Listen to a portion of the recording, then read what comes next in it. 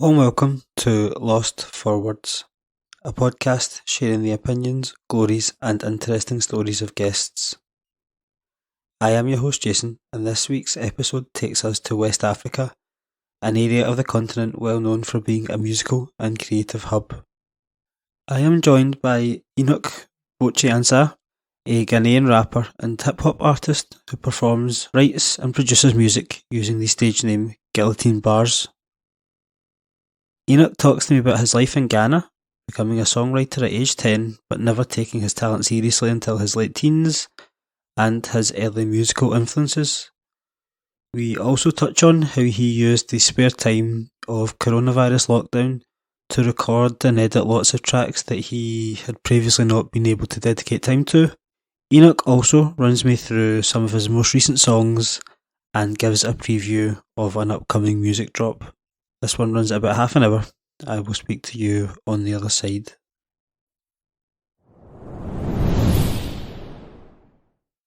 A quick housekeeping note before we get started. Please leave a rating or a review wherever you get your podcasts, whether that be Apple, Google, Spotify, Podbean, or any other platform. It's the best way the podcast can grow and better content can be produced for you, the listener. It's your listening experience that matters the most. But enough from me, now on to today's episode of Lost for Words.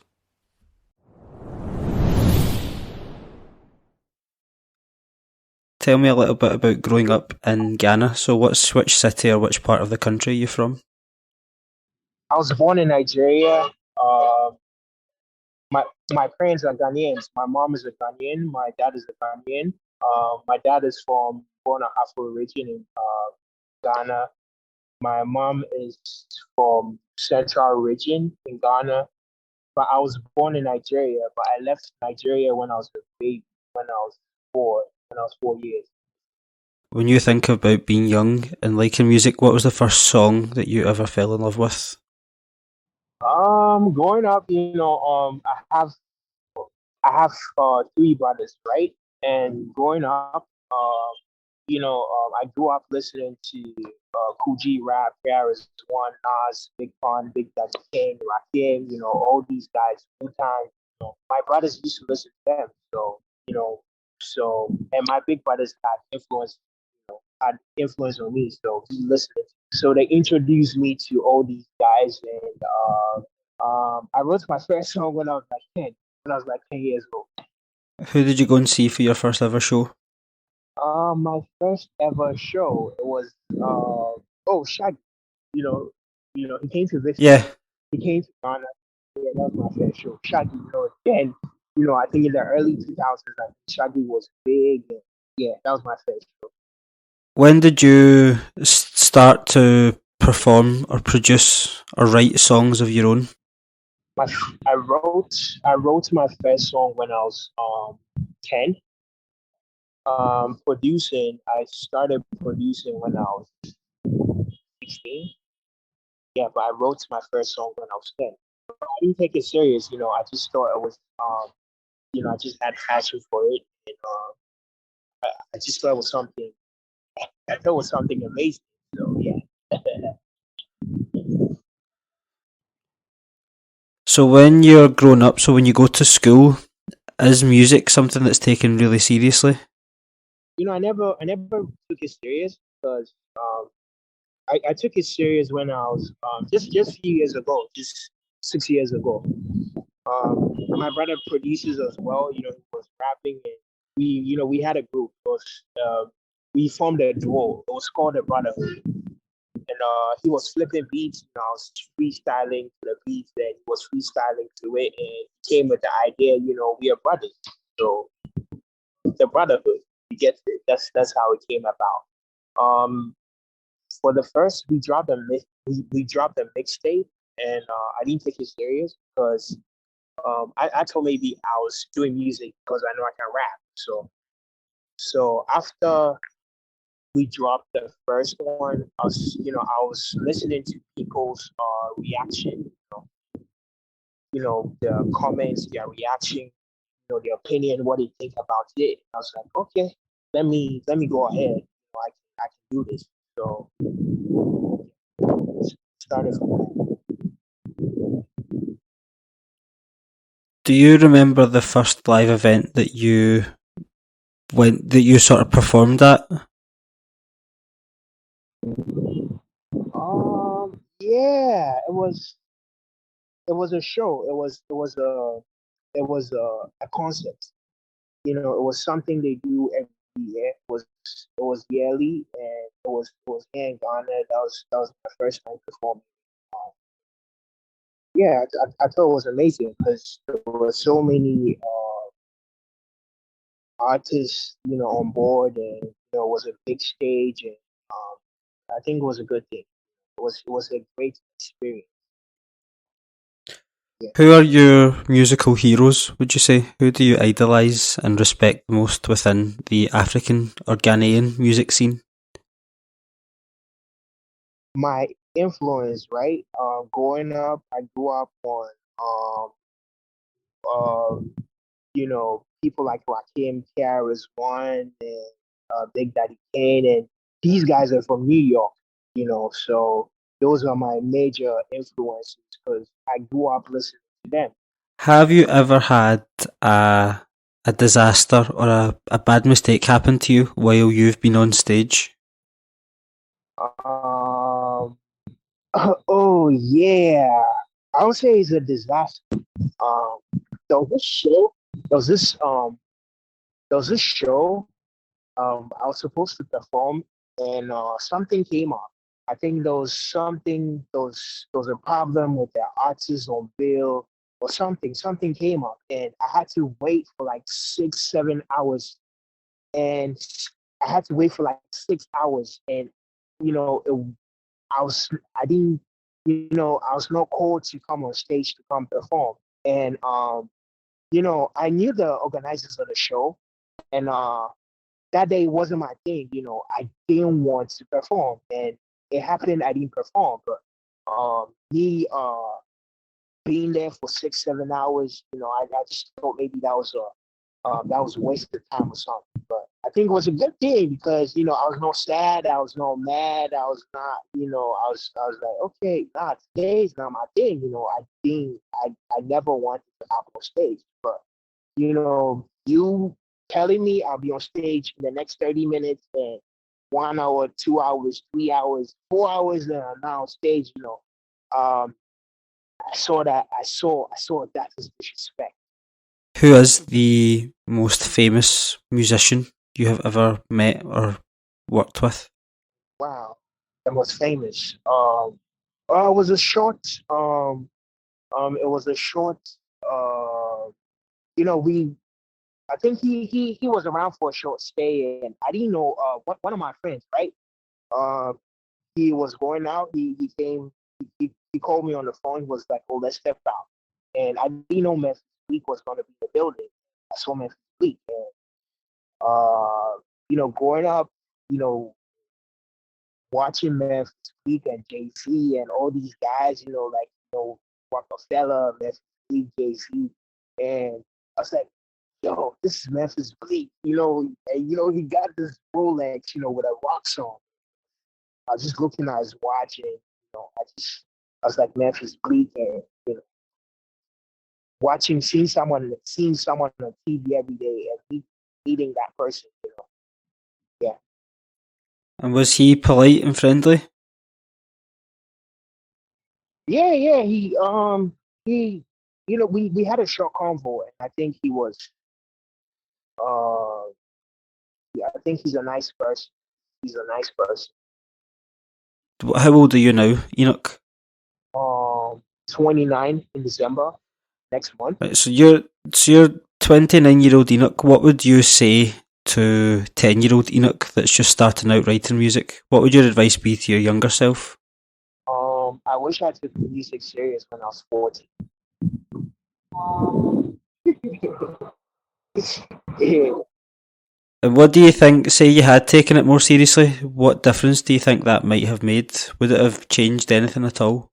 Yeah, because I think it should have been much better. I thought maybe I had the skill, or I think maybe I had the gift or the skill at a younger age, and I should have utilized it earlier. But it is what it is. Things happen for a reason. Maybe me doing music at an earlier age, maybe I could have made the wrong choice or the wrong decision. I could have made poor decisions. Maybe I could have mixed up with the wrong people. Yeah, things happen for a reason. I think I'm older, I'm wiser. Yeah. Next song on my list was your most recent one called Imperial. Tell me a bit about the inspiration behind that. Oh, Imperial. It has to do with royalty. You know, royalty. So, oh yeah, and shout out to Supreme Cerebral. Yeah, from Cali, California. And yeah, Imperial. It has to do with royalty.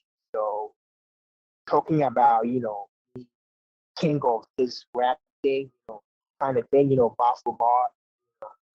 So it was. Third one I've got is a song that you feature on.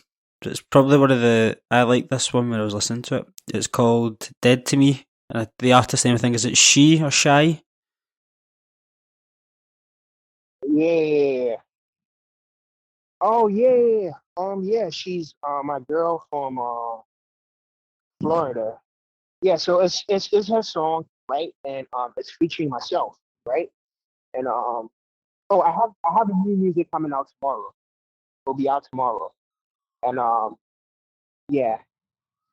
And yeah, so Dead to Me, right? It's more it, it's her song, she was talking about her relationship and you know you know what I'm talking about, like their relationship, their issues with boyfriend or baby daddy, whatever. And it was featuring me. So my verse, I I also had I was talking about the same thing, something similar. But How do you network and find other artists to work with? What does that process involve? I believe that person is affiliated to someone. You have a chance to work with that person. And if you work with that person is affiliated to another person, you get a chance to work with that person. So I have a circle of people I work with, people who, we kind of do this, we kind of do similar, type of music. Yeah, so that's it. So I've worked with a lot of people from Boston. I have so many features. I've worked with people from Boston, um, California, New York, different parts, like anywhere, Texas, anywhere, just mention. So would you say the USA is the hotbed for the hip hop game? That's where all the best musicians are based. Well, I'll say rap is from New York, and Yes. Yeah. I can I can say that. I can say that. So you're East Coast over West Yeah, Coast? well, yeah. 80 day. But some West Coast guys, I really love the West Coast artists. So, yeah. My favorite rapper all time is Cool G Rap. Cool G Rap. Like he's my goat. So what if he's the GOAT, then name me your other top five. So name me two, three, four, and five on your list. Because I listen to a lot of music, a lot of rappers, like a lot of rappers with amazing skill. And I listened to this rapper maybe this week. Maybe I listened to Ransom. And I'm like, oh, Ransom, Ransom is my favorite rapper. And next week, I listened to this rapper. I'm like, oh, nah, this person is my favorite rapper. But all time, I put Cool G rap there because he influenced Nas, Jay-Z, Biggie, Pac. Most of these guys, he's like one of the founders of mafioso rap. So, yeah, but it's a difficult question for, it's a difficult question. I never have an answer. Sorry, I never have an answer to this, like my top five, but whatever it is, Cool G rap is top tier, top there. And I must have my Rakim, my Big Daddy King, my KRS-One, my Schoolie D, my Slick Rick. These guys. Got you. And then tell me about the music that's coming out tomorrow. Something I dropped as a Lucy, but it wasn't on major streaming. It wasn't on major streaming platforms. It was SoundCloud some time ago. I've queued so many music on my mouth for distribution. So maybe this week new music is out. Next week this music is out. Their old stuff and their new stuff. Their old stuff already dropped, but I didn't put them on major streaming platform for reasons. I just made it loose because I've not been doing music for like for 2 years. I've recorded so much music. The song that came out recently, it was recorded some time back. Yeah. I have music I'm dropping, music I recorded 4 years ago, 5 years ago. I'm now dropping.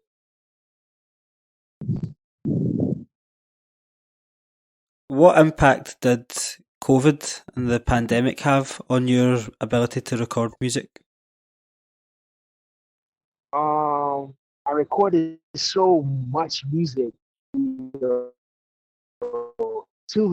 weeks down, I recorded 2 albums. So um, um, I didn't want to go to the studio, go record it. So I just bought my studio equipment. My my studio equipment. My mic, my audio interface, studio monitors. I had to soundproof the part in the house and everything. And I just bought my studio equipment to record. And the funny thing is, I was like, nah, I want to record. I don't want to be lazy. So let me bring this thing to a part of my room. So when I wake up, first thing I see is my mic and everything, somewhere in the room, somewhere in the corner. So I just had to soundproof a part of my room, and I had all the necessary equipment, and I just recording. That's what I was doing. I was doing log. That's what I was doing, recording, and I was finishing songs. I was working on unfinished songs. So did COVID help you to focus on the recording and finishing and editing the music? It gave you a chance to focus on it completely? Yeah, it did, because it did because there's so many features I had to do, but I was holding back. But during COVID, I had to get things moving. Good. And then another thing I want to talk to you about is, we kind of touched on it, is racism, the issue of racism towards people of colour. How much Yeah. does racism play a part in the way that you write your music? Do you find that something that you're passionate about writing and singing about because it raises awareness of the fact that there is still sort of institutional racism within society? Um. I well. Looking at Hold Swift, the song my song, I dropped was last year or something. Yeah. I was talking about, I think it was awareness. I think I was just talking about awareness. Like telling the public about racism. The bad things. The effects of racism. Bad things happen. So I can say, yeah, maybe it is.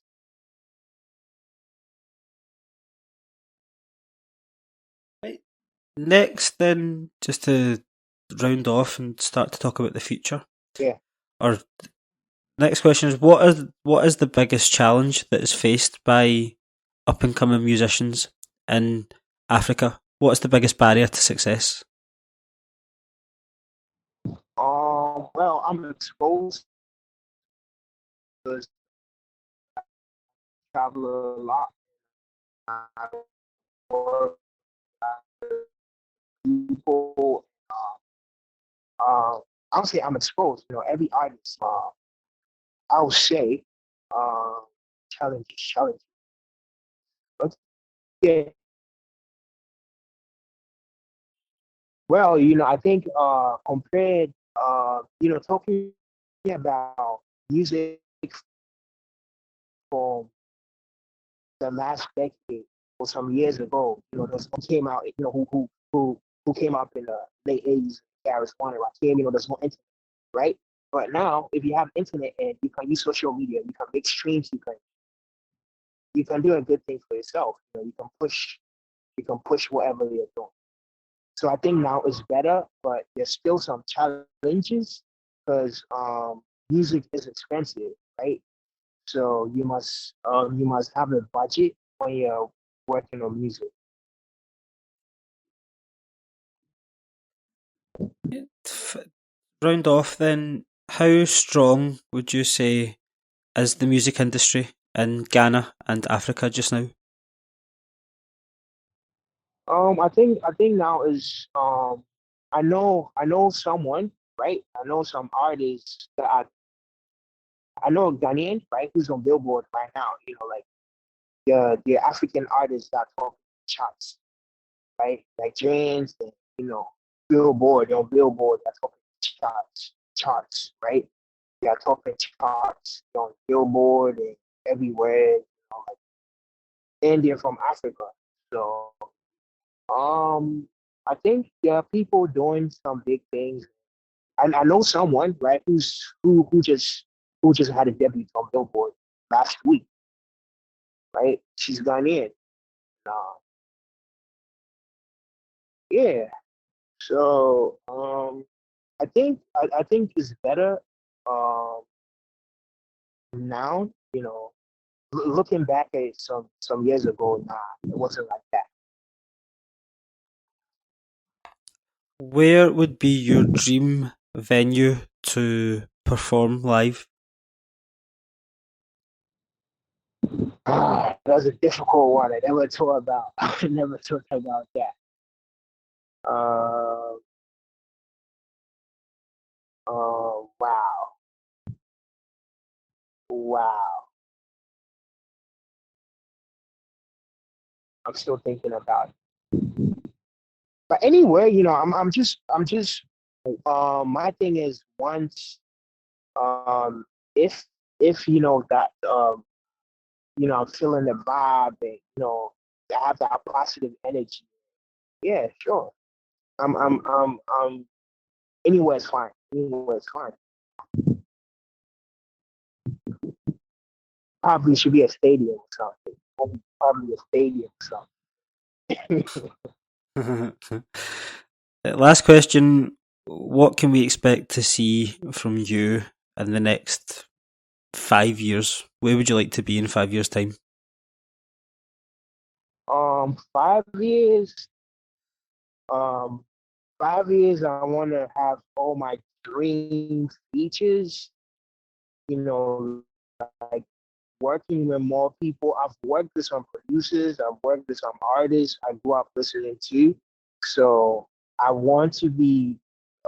Some things are back in this.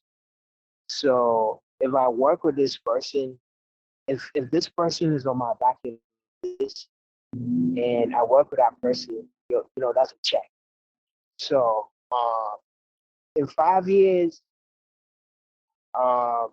in 5 years, I want to work with like and 90% of people I want to work What would your dream with. And collaboration be? that's a big one. That's a big one. There's so many people I love to work with. People I grow up with.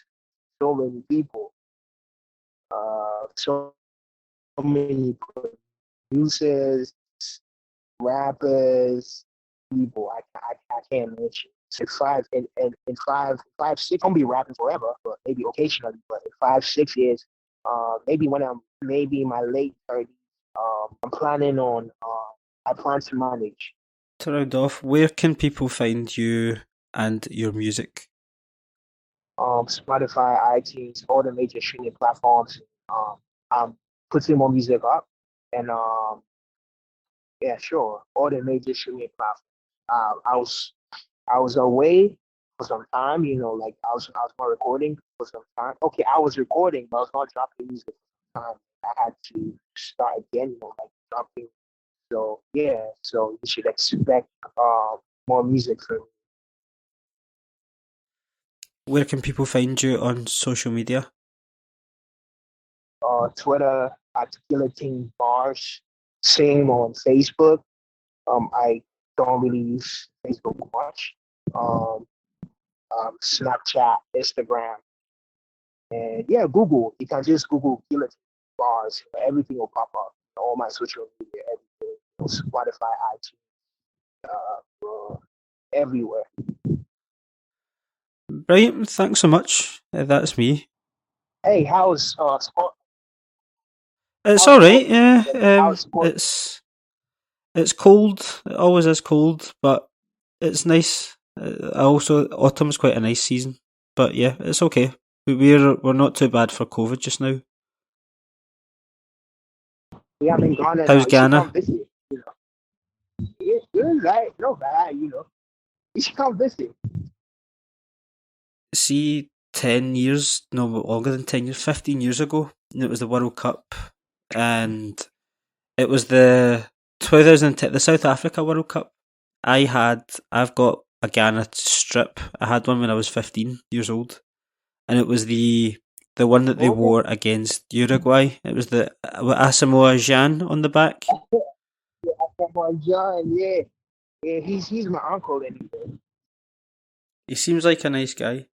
Now we won that game. We won that game. FIFA was not fair.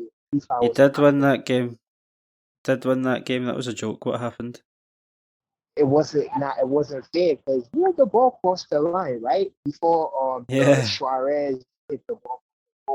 Before he had to take it out of his hands from the from the goal. You know what I'm talking about. So I think it was after that incident they introduced goal line technology. So if there was goal line technology, it would have been a goal. What was it like in Ghana after that happened? People were sad. Like everyone was quiet, and like people told me already won the game because before we played that game, we played United States, right? I'm a big fan of Barcelona and Suarez. Suarez. I'm a big fan of Suarez.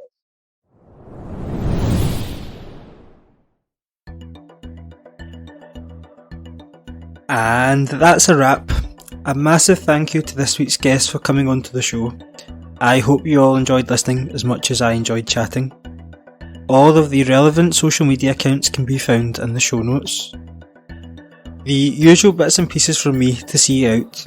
The best way to keep up to date with the latest goings on relating to Lost for Words is to follow using the handle @LostForWordsPod on both Twitter and Instagram. Send a message on either Twitter or Instagram if you have anything you'd like to ask a guest, or for a guest suggestion, or even just to leave any feedback.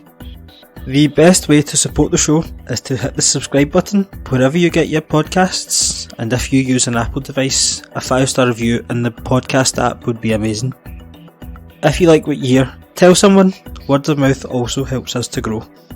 Finally, to round off, all of your support and continued listening is genuinely appreciated. It means a lot to me to have you on this journey too. I am your host Jason, and I hope to have you back next week for another episode of the Lost for Words podcast.